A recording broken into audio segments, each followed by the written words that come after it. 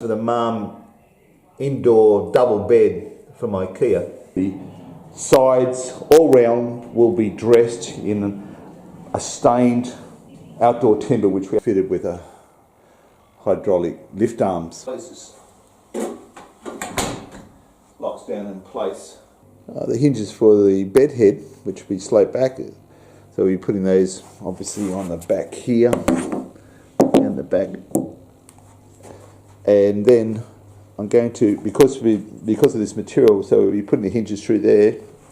On this side, there'll be won't be a hinge, it'll be a plate. So I bought 3 packets of these, which is going to give me 6. And I'm going to be cutting that off there, and that'll be the plate. And be cutting the angles of these.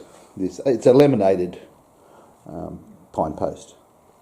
Battened it out, strengthened under here with one piece.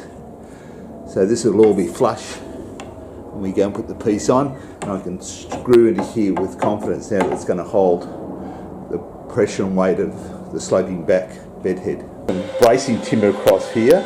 So the whole idea then is to clad the outside of the panels. So just radiator pine.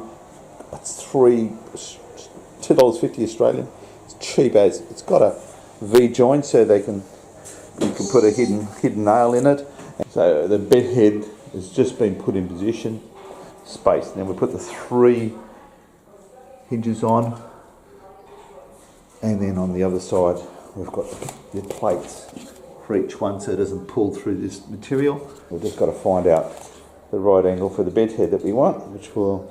You and Kane singing all those songs.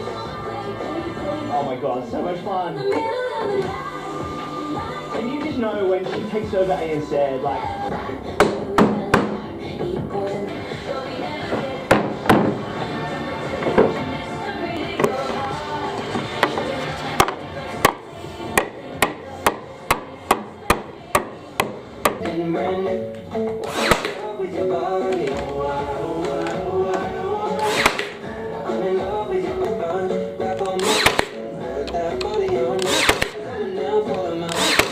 So all the 4 sides are now cut out the back here around the hinges, and then we're just going to do the top. A little bit of overhang here, flush across here, so I'll just cut those panels down. So we're going to have small overhang like that. Just so beveled the edges here right around, and got the small overhang now.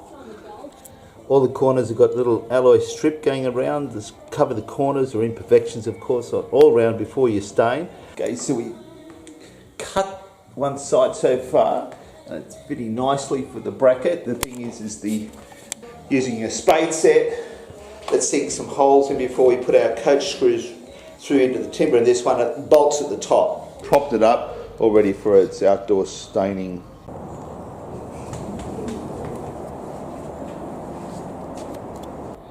Okay, full 2 coats of stain, and we're letting it dry for about 2 or 3 days. Brakes by pulling the lever, it'll stay up. No chance of it coming down, so it's quite safe. Then get it back down again.